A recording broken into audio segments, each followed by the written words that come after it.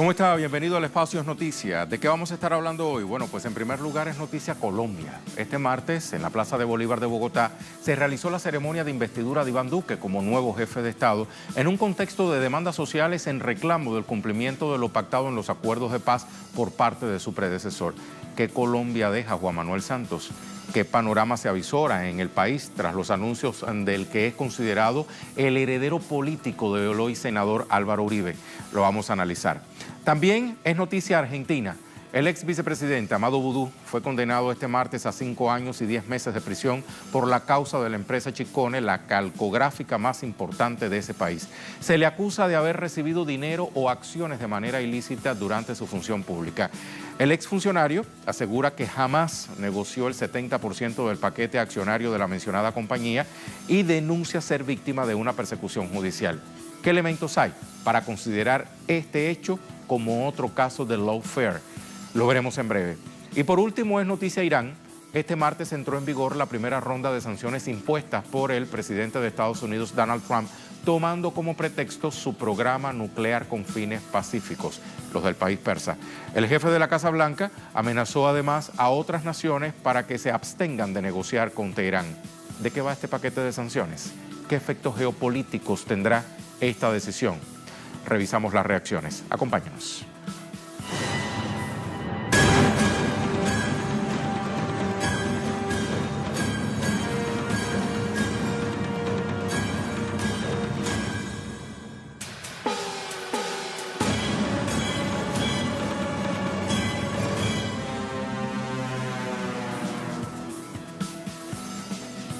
Ya se lo decíamos, es noticia Colombia. Este martes en la Plaza de Bolívar de Bogotá se realizó la ceremonia de investidura de Iván Duque como nuevo jefe de Estado en un contexto de demandas sociales en reclamo del cumplimiento de lo pactado en los acuerdos de paz por parte de su predecesor. Vamos a repasar los hechos. Considerado como el heredero político del expresidente, hoy senador Álvaro Uribe, llega Iván Duque a la jefatura del Estado por los próximos 4 años, tras imponerse en las elecciones del pasado 17 de junio. Duque se convierte en el presidente número 60 del país y toma el relevo luego de 8 años de mandato de Juan Manuel Santos, quien deja pendiente una enorme deuda social con el pueblo colombiano. Entre los temas más polémicos está el asesinato masivo de líderes sociales que asciende a 447 desde 2016 y 142 en lo que va de 2018. De acuerdo con la Unidad Nacional de Protección, más de 25.000 ciudadanos han solicitado amparo a este organismo en lo que va de año, por haber recibido amenazas contra sus vidas. Otro de los grandes escándalos es la implementación de los acuerdos de paz con la exguerrilla FARC-EP, hoy partido Fuerza Alternativa Revolucionaria del Común, proceso del que Duque ha declarado que se propone modificar y del que dependerá en buena medida la reconciliación y la convivencia en el país. El nuevo gobierno también deberá decidir si continúa con el proceso de diálogos con el Ejército de Liberación Nacional, actualmente sin acuerdos en materia de cese el fuego y las hostilidades. El jefe de la delegación del ELN en las negociaciones de paz, Pablo Beltrán, afirmó que la continuidad de los encuentros representa el clamor de la mayoría de los colombianos. Entre tanto, movimientos sociales organizaron manifestaciones en 82 ciudades colombianas y otras 35 en el resto del mundo para pedirle al nuevo gobernante que continúe con la implementación de los acuerdos de paz de La Habana, los diálogos con el ELN y defienda los derechos de la ciudadanía. Como dato curioso, las autoridades de aeronáutica civil prohibieron que operasen aeronaves tripuladas a distancia o drones en las inmediaciones del acto de investidura, justo 3 días después de haber responsabilizado el presidente de Venezuela, Nicolás Maduro, al exmandatario Juan Manuel Santos y sectores de la derecha colombiana del intento de magnicidio en su contra. Paola Fernández nos tiene la ampliación desde Bogotá. Te saludo, Paola. Durante la jornada, organizaciones sociales han convocado actividades a favor de la paz y la vida.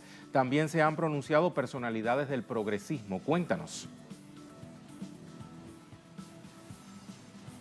Así es, Rey, cordial saludo para usted y para todos los televidentes. Mientras en la Plaza de Bolívar se realizaba todo el acto protocolario que estuvo acompañado con jefes de Estado de distintos países del mundo, entre ellos Panamá, República Dominicana, Chile, Argentina, Bolivia, entre otros, en distintas ciudades del país se realizaban plantones y movilizaciones. Con carteles llegaron hasta las principales capitales de Colombia, pero también hicieron performance, algunos dramatizados. Esto para rechazar el asesinato de líderes sociales, un llamado puntual al gobierno de Iván Duque para que haya garantías de seguridad y garantías para la vida de estos líderes que han trabajado por la construcción de paz en los territorios. En su discurso, Duque habló de varios temas, de los cultivos ilícitos. Él ha hablado también del tema de la erradicación forzada y de empezar a entregar un balance positivo en esta erradicación. Pero el llamado que hicieron los colombianos es a que se avance en la implementación del acuerdo de paz. Allí quedó consignado no la erradicación forzada, sino la sustitución concertada de cultivos ilícitos. Por otro lado, Iván Duque habló acerca de una justicia proporcional. Esto porque han denominado que la implementación del acuerdo de paz favorece la impunidad, pero por otro lado los colombianos que se estuvieron movilizando lo que dijeron es que apoyan la justicia transicional, la jurisdicción especial para la paz y que las víctimas del conflicto armado obtengan la verdad a través de lo que fue pactado en el acuerdo de paz. Pues bien, en la Plaza de Bolívar estuvo el nuevo presidente de la República, Iván Duque, entregando su discurso, su primer discurso oficial, y en otro punto de Bogotá, de la capital del país, estuvo Gustavo Petro. Recordemos que también fue candidato a la presidencia y que hoy es el líder de la oposición de Iván Duque. Allí él hizo un llamado puntual para seguir trabajando por los derechos de las comunidades. Habló de seguir haciendo la oposición para defender los derechos y para acabar con esta crisis humanitaria en el país. Estos fueron los dos panoramas que se estuvieron viviendo durante este 7 de agosto. En la posesión de hoy, el presidente Iván Duque, que continúa en este momento avanzando con todo el tema protocolario desde la Casa de Nariño, mientras algunas de las concentraciones que se realizaban en ciudades como Cali, Bucaramanga, en Barranquilla, en Ibagué, en Neiva, ya en este momento se están acabando, Rey. Muchas gracias, Paola, por este resumen de la jornada. Hasta muy pronto. Paola Fernández nos estaba acompañando desde nuestra corresponsalía en Bogotá, Colombia. Vamos a pasar al análisis. Con nosotros Ángel Rodríguez, diputado al Parlasur. Nos acompaña desde nuestros estudios centrales en Caracas, en Venezuela. ¿Cómo está, Ángel? Buenas noches. Bienvenido una vez más a Es Noticias. Gracias. Bueno, aquí prácticamente ya es un hecho que Iván Duque es el nuevo presidente de Colombia. Correcto. Nos lo decía nuestra compañera Paola desde Bogotá. Pronunció su discurso durante el acto de investidura, pero prácticamente quien le roba el show durante esta jornada al heredero del uribismo es el presidente del Senado, Ernesto Macías, quien en su discurso prácticamente hace como un panegírico, ¿no?, elogiando lo que en su consideración ha sido una persona que los colombianos no deberían olvidar por su presunta excelente gestión mientras fue presidente, Álvaro Uribe, además creador, ideólogo del Partido Centro Democrático que respalda a Iván Duque y al propio presidente del Senado. A mí me gustaría sostener parte de nuestro análisis con declaraciones del presidente de este órgano legislativo.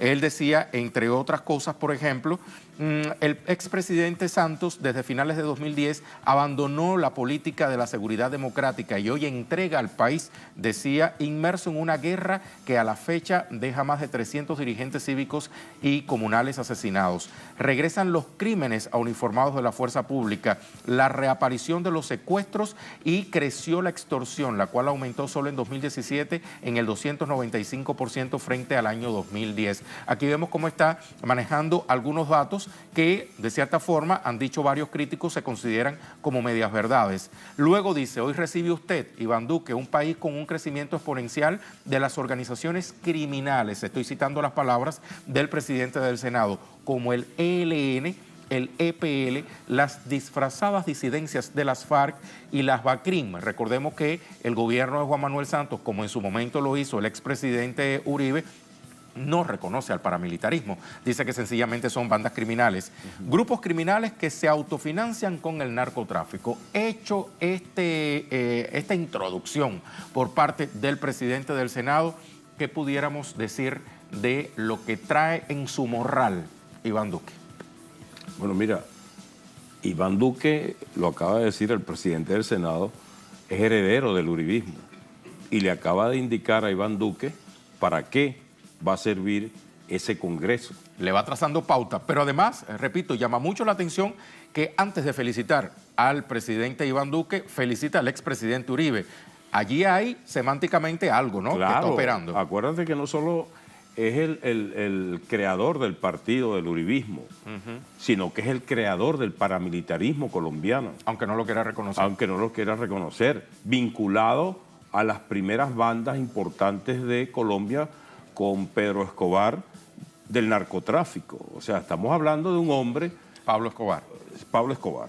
Estamos hablando de un individuo vinculado totalmente a la actividad delictiva, criminal, asesina en Colombia, que es Uribe. Y es importante lo que tú acabas de anunciar, del discurso del presidente del Senado, porque de una u otra manera le está diciendo a Duque, no te salgas del canal, acuérdate que tienes de jefe Uribe y que estamos nosotros aquí en el Senado para delinear toda esa política y seguir impulsando esa política que se viene desarrollando desde el uribismo. Muy a tono con lo que usted acaba de plantear, decía en otro momento del discurso Macías, al Congreso de la República como poder independiente y autónomo le corresponde el control político y mientras usted desde el gobierno dobla la página de un sombrío legado, el Congreso no puede permitir que se borre el periodo sombrío que dejó el expresidente Santos.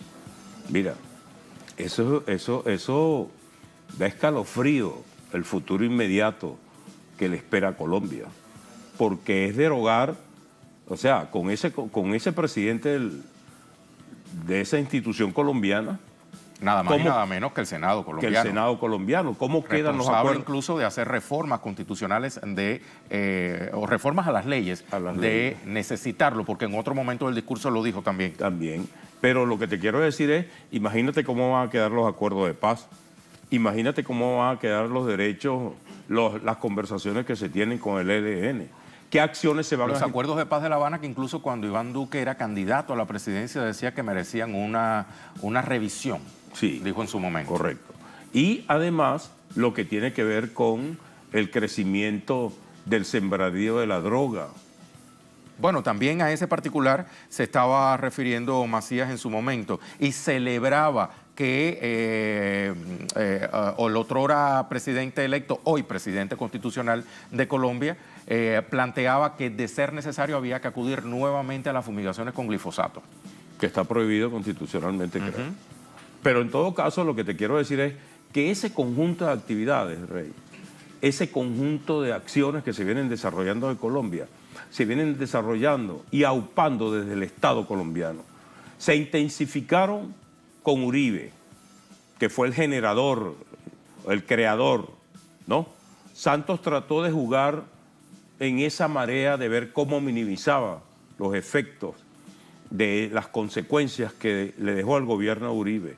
Y parte de la jugada que tiró en el tablero Santos fue la de los acuerdos de paz con la FARC, que les garantizaba cierta estabilidad política a su gobierno. Ahora, esos acuerdos están en peligro. Esos acuerdos no garantizan estabilidad política si se rompen. No se ven luces sobre los acuerdos con el ELN, ¿no?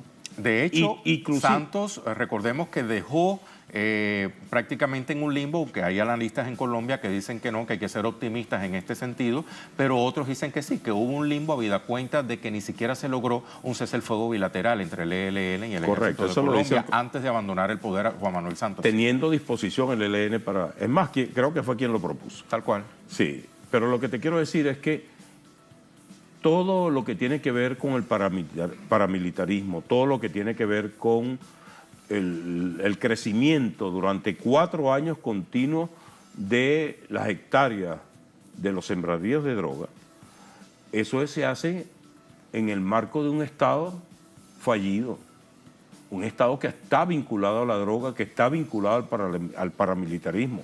Respecto a los cultivos de uso ilícito, también decía Macías que la erradicación y sustitución de estos debían hacerse además con el apoyo de ese gran aliado, así lo calificaba, que es Estados Unidos. País, continúa diciendo, con el que además tenemos que fortalecer nuestras relaciones. Correcto. Ahí tú ves toda la subordinación de todas las instituciones colombianas a la política de Estados Unidos. O sea, ¿estaba ya subordinado desde la era Santos o no? Correcto, sí estaba. ¿Cuál es la diferencia ahora? Bueno, la diferencia es que yo diría que quienes establecieron en Colombia los asesinatos, las desapariciones, ¿cómo se llama eso? Las tumbas colectivas, ¿no? Y los propios falsos positivos. Y los propios falsos positivos, los que asesinaron de verdad, los que fueron expresión política y militar de la oligarquía en cuanto al asesinato de su pueblo, van a seguir gobernando Colombia directamente. ¿Es un renacer de Uribe en el Es un poder renacer de Uribe indirecta? en unas condiciones diferentes. ¿Cuáles son las condiciones diferentes? Bueno, un país ahora asociado a la OTAN, ¿no? Un país que no tiene... Prácticamente el expresidente Santos les pavimentó el camino en ese sentido. Correcto. Y un país donde en estos momentos, por la astucia de Santos, no tiene a una guerrilla plasmada, sembrada en el territorio. Esos son varios factores. Está ocurriendo... Una Fuerza Armada Revolucionaria de Colombia, hoy partido, la FARC, desmovilizada. Desmovilizada. La mayor guerrilla del país. La mayor guerrilla del continente, la más vieja del continente. Y el otro aspecto es el que tiene que ver con, digamos, las potencialidades que se están generando en el marco del paramilitarismo. El paramilitarismo copó los espacios dejados por la FARC. Las zonas veredales. Sí. ¿Cómo sucede eso? ¿Cómo si tú tienes como Estado, porque se presenta la misma situación con los dirigentes sociales, ¿no?, que han venido asesinando? ¿Cómo si tú sabes que en un acuerdo de paz vas a tener una organización de la magnitud de la FARC que ocupaba terrenos, controlaba terrenos, territorios, municipios, los vas a desalojar y tú no vas a tomar las medidas para que esos territorios no se conviertan en instrumentos donde secuestren a poblaciones completas como el paramilitarismo y el narcotráfico? Pero además las propias garantías de los exguerrilleros de la FARC. Correcto, que no se han discutido, que no se han plasmado en ninguna parte. Han sido asesinados exguerrilleros de la FARC. Es que en el marco de los acuerdos estaba, digamos, la razón social de esos acuerdos con relación a mujeres y hombres y jóvenes vinculados a la guerrilla, pero también tenía que ver con los procesos de la tierra de Colombia, el latifundio. Es que la tierra prácticamente es la génesis del conflicto en Colombia. Correcto. Es la raíz del conflicto, el problema de la tenencia de la tierra. Entonces, yo creo que el panorama, para nosotros que estamos aquí al lado, ¿no?, el panorama para Latinoamérica, ¿no?, una zona de conflicto, Ecuador debe estar pensando lo mismo, ¿no?, donde si antes tenía los campamentos guerrilleros en su frontera, hoy va a tener el paramilitarismo. Y en Venezuela me quiero detener.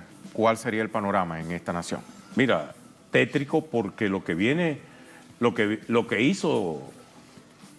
se hizo con el magnicidio fallido con el presidente, el presidente en estos momentos está desarrollando una cadena donde está diciendo que fueron entrenados en Colombia.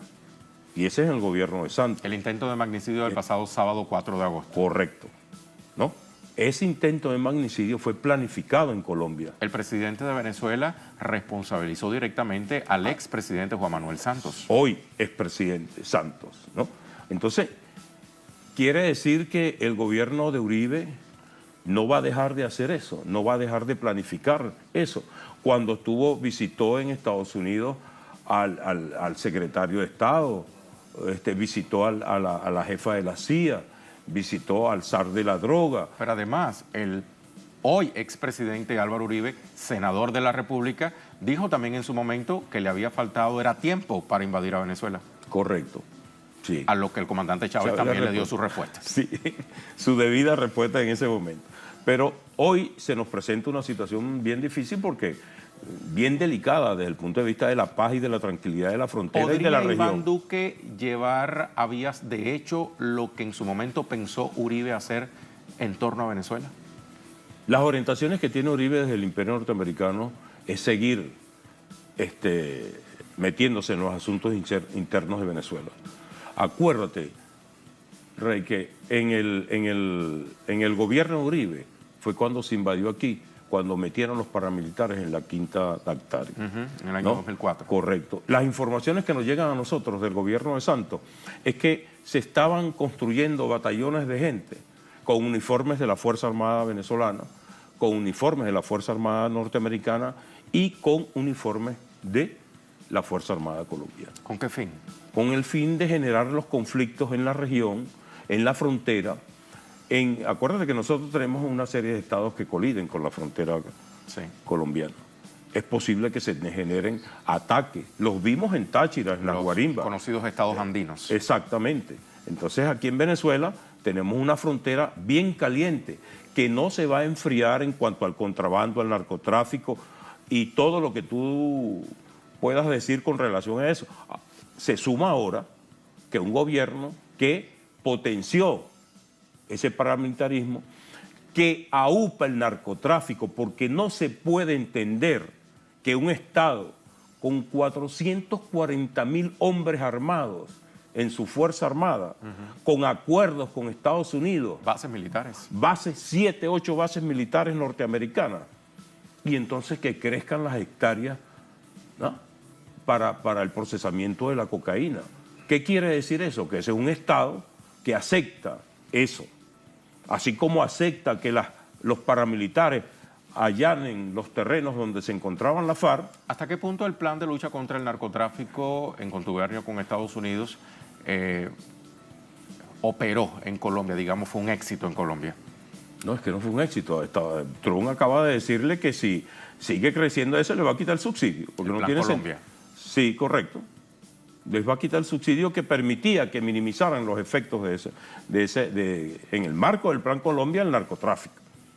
Entonces, lo que te quiero decir es, si tú ves una hierba mala en tu casa, hermano, usted la arranca para que no le eche a perder los cultivos que usted tenga ahí.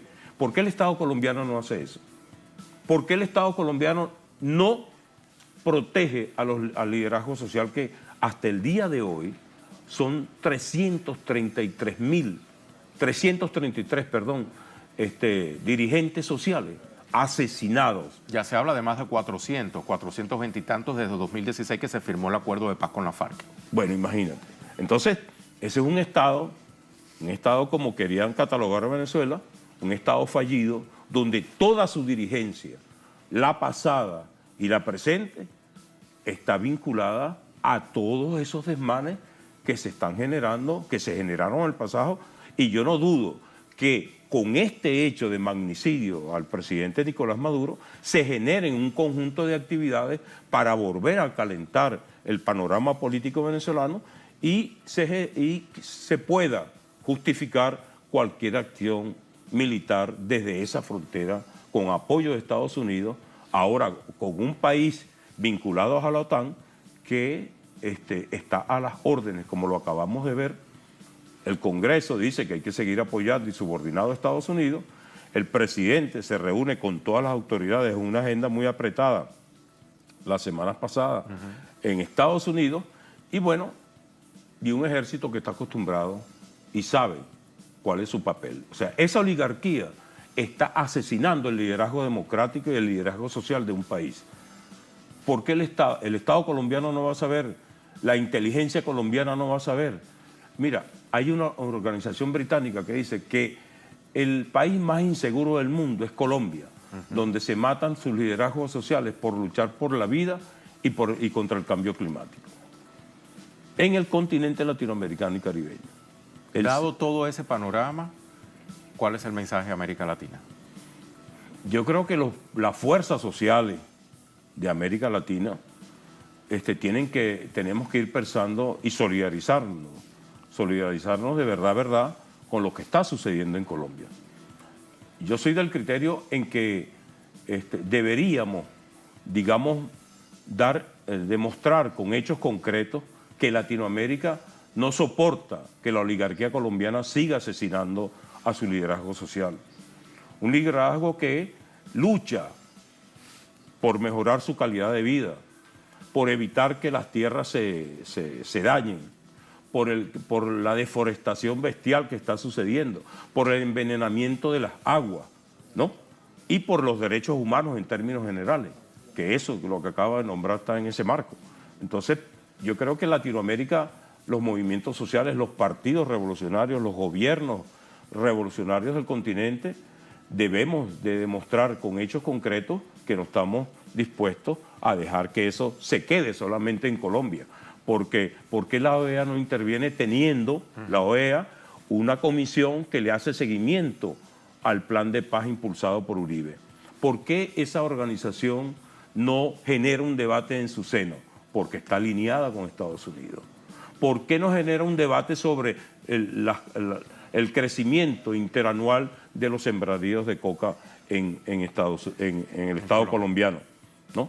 ¿Por qué no genera un debate la OEA sobre el crecimiento del paramilitarismo, que hay denuncias concretas de que poblados de 500, 600 familias los cercan y no dejan salir a la gente? Son sometidos. Sometidos militarmente, paramilitarmente en esos territorios. Entonces, hay 25.000 solicitudes al Estado colombiano para protección de líderes sociales. Entonces, ¿cómo es que un Estado no puede resolver eso? Y un Estado que no está con un cerco financiero, con un cerco económico, asediado económica y financieramente. O sea, condiciones socioeconómicas muy diferentes a las que tiene Venezuela. Correcto, 1000 veces. Pero además, ese es un Estado que es de los más pobres del continente. Mayor crecimiento de la pobreza, mayor, ¿cómo es que? En cuanto a la vivienda, en cuanto a la salud. Hay municipios como el Chocó que no tienen condiciones para que la gente viva en él. El departamento del Chocó. Del departamento, del Chocó. Entonces, es una situación bien delicada que va a tener sus repercusiones, Rey, en los países que estamos en la frontera con Colombia, sí. Y va a tener sus repercusiones en el continente, porque yo escuchaba un analista que decía que, bueno, que ahora Colombia está, eso tiene un nombre, asociado a la OTAN. En una confrontación entre Rusia y Estados Unidos, hipotéticamente, con esos misiles supersónicos que tiene Rusia, y esas bases militares entonces se convierten en objetivo de confrontación entre dos potencias. Pero que afecta evidentemente a países vecinos. Claro, porque nosotros hemos declarado en UNASUR y en la CELAC que este es un territorio de paz. Y en cambio uno observa cómo van creciendo las bases militares. En Ecuador, las bases militares, que la única que había, que no Correa rescindió el contrato, el actual presidente la va a reactivar, ¿no? Entonces hay un crecimiento en Argentina. Hay un sector, una provincia que se llama Neuquén. Bueno, esa provincia, ahí están sembrando las condiciones para tener una base militar. Y va a tener varias bases militares en un área inclusive donde hay una riqueza petrolera inmensa en Argentina. Entonces tú comienzas a observar que... Sería interminable la lista, ¿no? De ejemplos que nos ilustran ahorita tenemos las condiciones, ¿verdad? De posible expansión de esta filosofía. Tenemos 79 bases militares en este continente. Tal cual, una voz de alarma 7 altísima. bases son de la OTAN. Entonces imagínate ese crecimiento, si seguimos teniendo gobierno que en vez de pensar con cabeza propia, porque ¿a quién le conviene tener un Banco del Sur aquí en este continente? A todos los sectores pudientes de este continente que pudieran desarrollar actividades en función de este continente. ¿A quién le conviene tener una ciudadanía del sur, así como están los ciudadanos de Europa? ¿No? A nosotros nos conviene, a todas las clases sociales de este continente le conviene. Pero el pensamiento neocolonial no lo permite. Neocolonial no lo permite. Ángel, muchísimas gracias por Bueno, esta vale, reflexión. estamos a la orden. Ángel Rodríguez, diputado al Parlasur, nos estaba acompañando en este análisis sobre Colombia y el nuevo panorama sociopolítico que se avecina con la entrada o la toma de posesión del presidente Iván Duque. A propósito, le invito a que consulte nuestro sitio www.telesurtv.net, que trae entre sus materiales este de multimedia. Ciudadanos del mundo piden a Iván Duque respetar los diálogos con el ELN.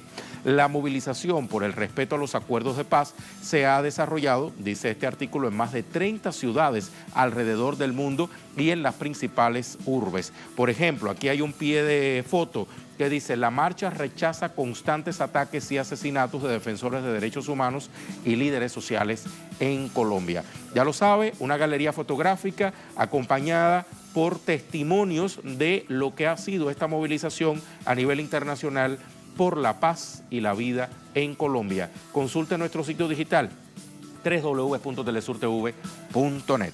Vamos a la pausa. Al regreso, recuerde, es noticia argentina. El ex vicepresidente Amado Boudou fue condenado este martes a 5 años y 10 meses de prisión por la causa de la empresa Chicone, la calcográfica más importante del país. Se le acusa de haber recibido dinero o acciones de manera ilícita durante su función pública. El exfuncionario asegura que jamás negoció ese 70% del paquete accionario de la mencionada compañía y denuncia ser víctima de una persecución judicial. ¿Qué elementos hay para considerar este hecho como otro caso de lawfare? Lo vamos a ver en breve. Acompáñenos.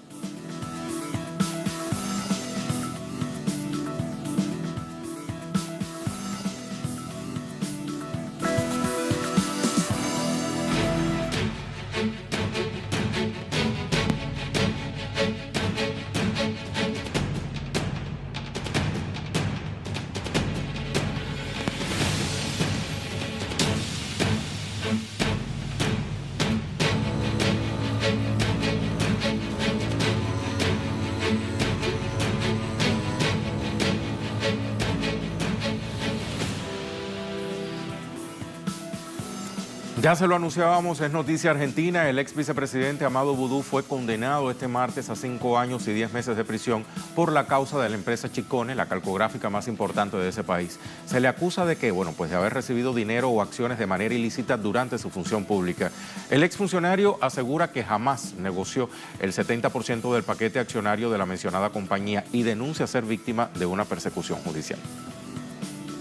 El Tribunal Oral Federal IV de Buenos Aires condenó este martes al ex vicepresidente y exministro de Economía Amado Boudou por los delitos de cohecho pasivo y negociaciones incompatibles con la función pública. Además de la pena de cárcel por 5 años y 10 meses, el político queda inhabilitado de por vida para ejercer cargos en la función pública y deberá abonar una multa de 90.000 pesos, unos $4.000. El exfuncionario fue declarado culpable de diseñar un entramado para quedarse con la compañía Chicone Calcográfica, la única empresa con la capacidad de imprimir billetes en Argentina. El tribunal acusó a Boudou de haber adquirido el 70% de las acciones de la quebrada compañía y luego impulsar su salvataje mientras era ministro de Economía. Antes de conocerse el veredicto, Boudou afirmó que el juicio se basó en un relato construido y mantuvo firme su posición de inocencia. Este juicio, del comienzo, la carga de la prueba estuvo invertida. Había que probar que uno no conocía a alguien, había que probar que uno no había estado en reuniones, algo que es materialmente casi imposible y sin embargo se pudo hacer. ¿Por qué? Porque hay un relato construido y alrededor de ese relato se organizó no este tribunal, sino el devenir mismo. Toda un intento de cuestión probatoria. La defensa de Amado Boudou había cuestionado la imparcialidad del juicio, puesto que el magistrado a cargo de esta etapa del proceso, el presidente del tribunal, Pablo Bertuzzi, había sido candidato del gobierno del actual jefe de Estado, Mauricio Macri, para ocupar un cargo en la Cámara Federal. Boudou fue vicepresidente durante el segundo mandato de Cristina Fernández desde el 2011 hasta el 2015. También fue ministro de Economía de 2009 a 2011. Vamos al análisis de este particular. Nos acompaña desde Argentina el periodista y escritor Héctor Bernardo, profesor de la Universidad de La Plata. Héctor, ¿cómo estás? ¿Qué tal, Rey? ¿Cómo estás? Muy bien, muchísimas gracias. Héctor, ¿cómo se llega a esta decisión judicial en torno al ex vicepresidente Amadou Boudou? Como argentino, como analista, explícanos cómo se siguió ese hilo de modo que hoy Amadou Boudou es condenado. Se llega a través de esta arremetida que estamos viendo en toda la región, que tiene que ver con el accionar del brazo mediático y judicial de la derecha, de los sectores del poder que, entre otras cosas, no le perdonan a Boudou haber tomado decisiones como estatizar las AFJP, que tenían un gran negocio para un pequeño sector y que perjudicaban a muchos argentinos jubilados y pensionados que realmente se veían esquilmados por estas AFJP.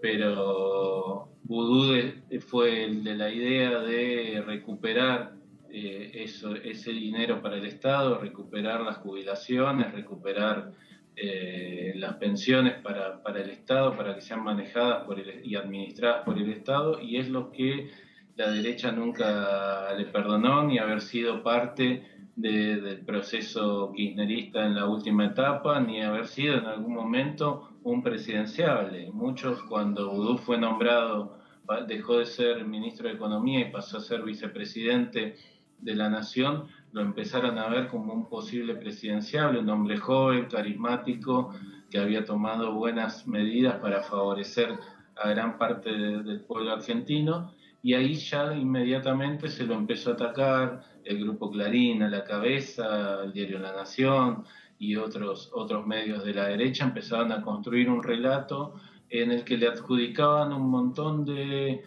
cuestiones que poco a poco se fueron desmintiendo. Le adjudicaban estar en determinados lugares llevando bolsones con dinero cuando se comprobaba que él estaba en la Casa Rosada justamente dando una conferencia de prensa ese mismo día y a la misma hora que decían que él estaba trasladando esos bolsos con dinero. Le fueron adjudicando varios delitos, fueron creando un clima y una opinión pública que lo fue viendo como una persona que posiblemente estaba corrompida o que había sido parte de una asociación ilícita para enriquecerse. Siempre los medios fácilmente construyen la idea de que los políticos llegan a la política solo para enriquecerse personalmente y que no les interesa ningún otro valor. A pesar de que sean parte de un proyecto nacional y popular y que profundiza la distribución de la riqueza, fueron construyendo eso mediáticamente, fueron encontrando a los jueces que siempre están serviles a punta de lanza para favorecer los intereses de la derecha en la región, fueron construyendo una causa que no tenía ni pies ni cabeza, como dijo Boudou en su alegato, en sus últimas palabras antes de la sentencia. Se invirtió la causa probatoria. Boudou tenía que probar que era inocente y no la justicia demostrar que él era culpable. Él tenía que probar que no había estado en determinadas reuniones o que no se le había transferido determinado dinero o que no había personas que eran sus supuestos testaferros. Bueno, a pesar de todo ello, Boudou llegó, y la defensa de Boudou llegó a demostrar que esta causa era un gran invento, que esta causa no tenía ni pies ni cabeza, que las personas que le adjudicaban haber sido testaferro de él en realidad prácticamente ni se conocían, se habían visto en alguna ocasión puntual, pero no tenían un lazo ni un vínculo que los una. Sin embargo, la justicia poco le interesó la falta de pruebas, como ya hemos visto también en el caso de Lula, que no interesa que existan pruebas para Muy a propósito de eso que me estás diciendo, Héctor, te voy a invitar a ti y a la audiencia a repasar algunos de los casos de la denominada judicialización de la política a los que han sido sometidos líderes del progresismo en Latinoamérica. Por ejemplo, en la Argentina, la Corte Suprema adelanta una investigación contra la expresidenta Cristina Fernández por supuesta traición a la patria y encubrimiento. Según la propia Fernández, todo se basa en acusaciones falsas. En Paraguay, el expresidente Fernando Lugo fue víctima, recordemos, de un golpe parlamentario en 2012, protagonizado por sectores opositores, la cúpula de la derecha en ese país, en que se transgredió el orden constitucional a través de un denominado juicio exprés que derivó en la destitución del mandatario democráticamente electo. El expresidente de Brasil, Luiz Inácio Lula da Silva, cumple 122 días de prisión en Curitiba, acusado de corrupción pasiva y lavado de dinero en el contexto de la operación Lava Jato, sin pruebas que lo incriminen en el caso. El expresidente de Ecuador, Rafael Correa, también ha denunciado persecución judicial por parte de la Corte Nacional de su país por la orden de prisión preventiva que ha sido ordenada en su contra por su presunta implicación en el denominado caso Balda, presuntos que tampoco han sido comprobados. Esto prácticamente algunos ejemplos, porque la lista es mayor. Recordemos también a la presidenta democráticamente electa del Brasil, Dilma Rousseff, en la propia Argentina, Milagro Sala. Por eso decía, son algunos de los ejemplos. Pero volviendo entonces al análisis, te ponía este gráfico porque quiero preguntarte en torno a el expresidente Amadou Boudou. ¿También se trata de un caso de lawfare o judicialización de la política? Sí, creo que no cabe duda que se trata de un caso de lawfare para ensuciar y atacar y tomar revancha contra un ex vicepresidente y que genera un antecedente peligroso, muy peligroso. Bueno, como vos bien señalabas, tal vez el primer antecedente es Milagro Sala, ¿no es cierto? Esta líder social encarcelada en el norte argentino arbitrariamente, que distintos entes internacionales han señalado que su encarcelamiento es arbitrario y que el juicio fue todo una farsa para tenerla ahí presa, y le vuelven a inventar nuevas causas para tratar de seguirla manteniendo presa. Ahora el caso de Boudou, otros casos que están siendo llevados adelante con líderes sociales detenidos, pero todo esto va generando un antecedente muy peligroso hacia otro caso que vos también señalabas, que es el de Cristina Fernández de Kirchner.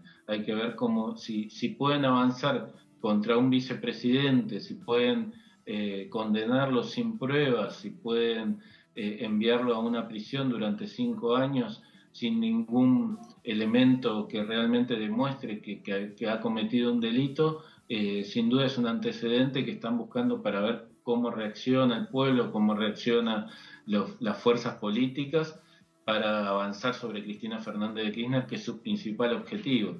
El principal objetivo, como fue Lula en Brasil, en Argentina es Cristina, y tratan de dejarla fuera de la carrera presidencial en un momento que el gobierno de Mauricio Macri está en clara decadencia, en un momento en el que los escándalos del gobierno nacional estallan día a día, y también del gobierno provincial, donde está el delfín del Macri, que es la gobernadora Vidal, le estallan escándalos día a día, y donde la economía se derrumba, dejando cada vez más gente bajo el nivel de la pobreza. En ese contexto impulsan la causa contra Cristina Fernández de Kirchner para tratar de dejarla fuera de la carrera presidencial y que no pueda competir en 2019. Un muy triste panorama, Héctor. Muchísimas gracias por estas explicaciones, estas reflexiones para la audiencia de Telesur. Hasta pronto. Hasta pronto y muchísimas gracias a ustedes. Gracias, Héctor. Héctor Bernardo nos acompañaba desde la Argentina. Antes de cerrar este tema, le voy a invitar a que consulte este sitio digital, Resumen Latinoamericano, que dice Argentina. En el día de San Cayetano, organizaciones sociales de la economía popular marcharon a la Plaza de Mayo contra el ajuste de Macri y el FMI. Sucede que esto también sucedió durante la presente jornada en ese país suramericano. Para que tenga mayor información, puede consultar este sitio. Dice: la movilización por pan y trabajo, reunió a más de 200.000 desocupados y trabajadores de la economía popular. Apuntaron al gobierno por el aumento de la pobreza y el hambre. Por tercer año consecutivo, militantes de organizaciones sociales marcharon masivamente en el Día de San Cayetano desde Liniers a la Plaza de Mayo contra el ajuste del gobierno y el acuerdo con el Fondo Monetario Internacional. Vea esta pancarta: los trabajadores no nos vamos a arrodillar ante el FMI. Y vea esta otra que habla de esa multitud que reunió durante la conmemoración del día, la celebración, digámoslo de alguna manera, del Día de San Cayetano, el patrono del pan y el trabajo. Muchísimas son las imágenes que usted puede entonces encontrar en el sitio digital de Resumen Latinoamericano. Consúltenos.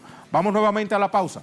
Al regreso es noticia Irán. Este martes entró en vigor la primera ronda de sanciones impuestas impuestas por el presidente de Estados Unidos, Donald Trump, tomando como pretexto el programa nuclear con fines pacíficos del país persa. El jefe de la Casa Blanca amenazó además a otras naciones para que se abstengan de negociar con Teherán. ¿De qué va este paquete de sanciones? ¿Qué efectos geopolíticos tendrá esta decisión? Vamos a revisar las reacciones a la vuelta.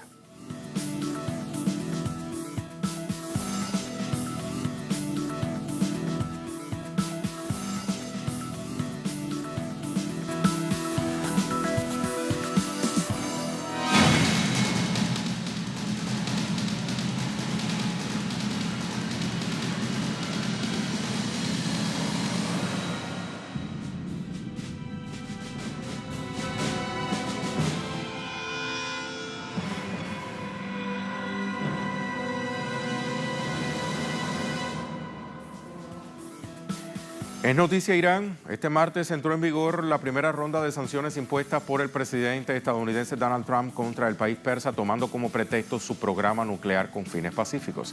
El jefe de la Casa Blanca amenazó además a otras naciones para que se abstengan de negociar con Teherán. Tenemos los detalles. El primer paquete de sanciones contra Irán entra en vigor a 3 meses de que el presidente estadounidense anunciara que su país abandonaba el pacto multilateral del G5+1 firmado en 2015 por su predecesor Barack Obama sobre el programa nuclear con fines pacíficos de la nación persa.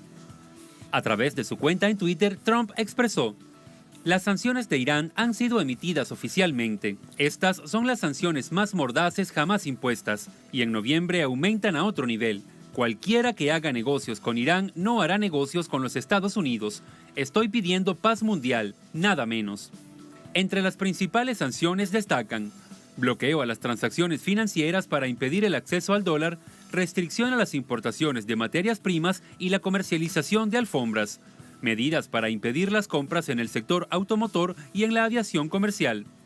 La víspera, el presidente iraní Hassan Rouhani acusó a Washington de querer lanzar una guerra psicológica contra su nación para provocar disensiones entre sus ciudadanos. Para Moscú, esta tanda de sanciones de Estados Unidos contra Irán tiene como objetivo torpedear el plan de acción conjunto y completo recogido en el plan G5+1. De este acuerdo, Rusia es firmante junto a China, Reino Unido, Francia y Alemania, pese a que Washington lo abandonara unilateralmente el pasado 8 de mayo. En este sentido, la Cancillería rusa expresó: condenamos cualesquiera sean las sanciones unilaterales al margen de las resoluciones del Consejo de Seguridad de la ONU, más aún cuando éstas se aplican de manera extraterritorial y afectan los intereses de terceros países, como es el caso de las restricciones impuestas por Estados Unidos a Irán. De manera simultánea, la Unión Europea activó este martes el Estatuto de Bloqueo, un mecanismo de la comunidad para proteger a las empresas y operadores europeos de los efectos de las sanciones de Estados Unidos contra Irán. Lo que puedo decir es que una vez entre en vigor el estatuto de bloqueo a las 6 de la mañana, en hora nuestra, permitirá a los operadores de la Unión Europea recuperarse de los daños por las sanciones extraterritoriales de Estados Unidos, de las personas que las provoquen, y anule cualquier fallo de algún tribunal extranjero que se base en ellas. Y además prohíba a las personas de la Unión Europea cumplir con esas sanciones. El Estatuto de Bloqueo fue creado en 1996 para hacerle frente a los efectos de las penalizaciones de Estados Unidos contra Cuba, Libia e Irak. Para que entrara en vigor, el bloque europeo solo debía incluir a Irán y actualizar las restricciones impuestas por Trump. Vamos a pasar al análisis entonces. Con nosotros Abu Faisal, director y fundador del diario Palestina Liberación. ¿Cómo está? Es un gran honor estar con vos y con la audiencia de Telesur. Lo propio. ¿Cuál es el trasfondo de este paquete de sanciones de Estados Unidos hacia Irán? Bueno, es la agresión permanente del imperialismo norteamericano de Washington, esta agenda de Washington y Tel Aviv del régimen criminal sionista israelí de Benjamin Netanyahu, también el cual en forma constante y sonante pedía sanciones y ruptura justamente del pacto nuclear con la República Islámica de Irán. Recordemos que el pacto ingresa en el 2015 con el apoyo a la resolución 2231 del Consejo de Seguridad de Naciones Unidas, donde es Irán más el grupo 5+1, que era Estados Unidos, Reino Unido, Francia, Rusia, China más Alemania, y donde Estados Unidos siempre lo ha violado, pero bueno, mantenía sanciones mínimas. Recordemos que Donald Trump amenaza en forma constante, en mayo se retira y anuncia que va a llevar adelante sanciones en forma ilegal. Lo hace, queda aislado más Estados Unidos a nivel internacional. Algo muy importante para destacar, que desde el triunfo de la revolución el 11 de febrero de 1979, el triunfo de la revolución de la República Islámica de Irán naciente, Estados Unidos a partir de abril de 1980 comienza una serie de sanciones económicas contra la revolución iraní y algo muy importante, en 1995, para un poco de historia, bajo el gobierno de Bill Clinton, también aplica sanciones contundentes contra la economía de la nación persa. Vemos que esto es una violación al derecho internacional, vemos que Washington no soporta primero la derrota de sus planes criminales en el Oriente Medio, donde la República Islámica de Irán juega un papel fundamental en el eje de la resistencia contra la hegemonía de Washington y el régimen sionista israelí, donde caen derrotados en Siria, donde caen derrotados en Irak, Washington, donde la resistencia libanesa también es heroica, dando golpes contundentes a los grupos terroristas auspiciados desde la Casa Blanca. Por lo Ahora, tanto, llama la atención aquí que Estados Unidos prácticamente toma esta postura de manera unilateral, porque los demás implicados en el G5+1 le dan la espalda. Exactamente, queda totalmente aislado. Recordemos algo importante. La Unión Europea, por ejemplo, tiene comercio con la República Islámica de Irán por más de 10.000 millones de euros. Una cifra muy importante para la economía europea. Recordemos también de que China es el primer comprador de crudo iraní, es el primer comprador de crudo a nivel mundial, ¿no? La República Popular China. Y entonces el mercado iraní va a mantener justamente sus alianzas tanto con la Unión Europea como con Asia. Es fundamental indicar esto porque vemos que nuevamente Estados Unidos intenta golpear. ¿Quién está detrás de todo esto, no? Es el lobby sionista, el régimen sionista israelí de Benjamin Netanyahu. Recordemos que el 30 de abril de este año presentó un show que hizo justamente en la televisión israelí, señalando que tenía 55.000 documentos denunciando el programa nuclear militar iraní secreto y aparte de 180 CDs, cosa que había hecho ya en la Asamblea General de Naciones Unidas en forma ridícula. Realmente todo el mundo se rió de esto porque es falso, pero bueno, desde siempre Benjamin Netanyahu le decía a Donald Trump de que hay que romper con Irán, de que hay que sancionar duramente a Irán porque es la forma justamente de detener el triunfo del eje de la resistencia sobre los planes criminales sobre el Oriente Medio. Abu, ¿qué efectos geopolíticos va a tener entonces esta decisión en el mundo, incluso teniendo en cuenta una posible respuesta por parte de Irán? Bueno, puede ser efecto boomerang, ¿no? Estados Unidos lanza esta ofensiva, pero también lo va a sentir. La República Islámica de Irán es victoriosa porque desde el año 1979 sufre sanciones por parte de Estados Unidos en forma constante y sonante. ¿Qué busca las sanciones de Estados Unidos? Es golpear directamente al pueblo de Irán, a la economía iraní, a través de sanciones sobre el mercado central bancario, sobre el Banco Central, mejor dicho, y también sobre la exportación de crudo. No lo va a lograr porque la República Islámica de Irán siempre ha sido victoriosa sobre estas sanciones, ya lo ha hecho en el pasado, lo va a volver a hacer y ha contado ahora con el respaldo de la Unión Europea. La Unión Europea sabe que el mercado iraní es importantísimo, sabe que hay muchísimo dinero, sabe también China que le ha dicho que no a Washington, que va a seguir manteniendo en forma comercial sus lazos de amistad y cooperación, al igual que Corea del Norte. Vamos a ver si Japón y Corea del Sur, que también son compradores del crudo iraní, se van a mantener con estas sanciones de Estados Unidos, pero seguramente Estados Unidos también va a sufrir un revés porque la República Islámica de Irán dijo que si su crudo es totalmente bloqueado por Estados Unidos a nivel mundial, va a bloquear también el estrecho de Hormuz, y es el estrecho donde sale la producción petrolera más importante del mundo. Abu, muchísimas gracias por haber participado en nuestro programa Es Noticia. Hasta pronto. Desde ya un gran honor estar con vos, con toda la audiencia de Telesur.